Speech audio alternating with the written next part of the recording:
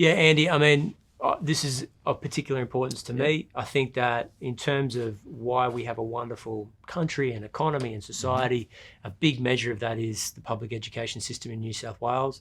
It means there's no limit or ceiling to what you can achieve in a place like Australia. Not many countries around the world can claim that, where it doesn't matter what your parents did for a living. Yeah. Literally every opportunity is available to you in Australia. Yeah, you got your shot here. We've got to hold on to that. It's precious.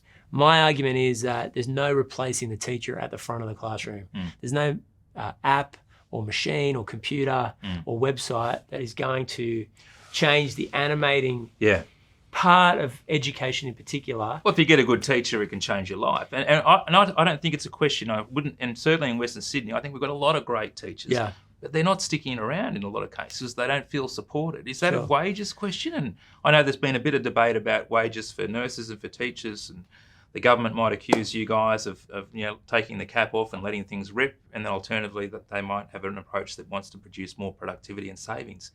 But teachers, either way, whatever the debate in Western Sydney, sometimes don't feel supported. Well, there's two things I'd say about that. Firstly, New South Wales is the only state in the country with a wages cap in place. Every other state manages to sit down around the negotiating table, have a dialogue, and work towards a good outcome with essential workers in the state. So that's important.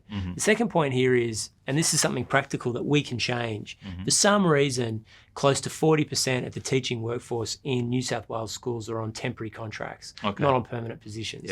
So if you're a young teacher and, for example, you've just gotten married and you're thinking about getting finance to buy your first home, it's very hard to go to a bank when they say, have you got a job next year? And you go, I don't know. So we want to convert 10,000 temporary teachers to permanent positions, offer them permanent roles, tell them we want them in the New South Wales public education system.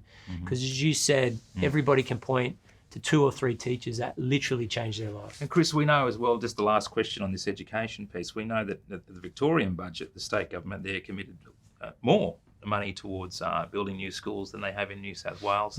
That to me seems as though we're missing the opportunity to kind of get that essential infrastructure in place.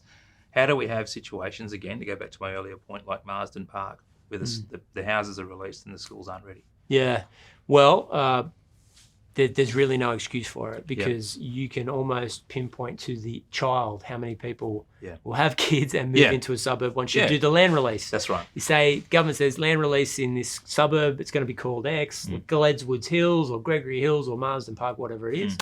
We're going to have this many houses. You can, down to the single digit, how many kids will be in there. So we just keep getting it wrong. And it's just a case too, and I don't want to blame one particular agency, but is there a need for more joined up government thinking? In these spaces, I think between planning, education, etc. I think it's more than the New South Wales government of the day saying, if we are going to have a big population increase in parts of Western Sydney, southwestern Sydney and northwestern Sydney, we have to build the educational infrastructure in place.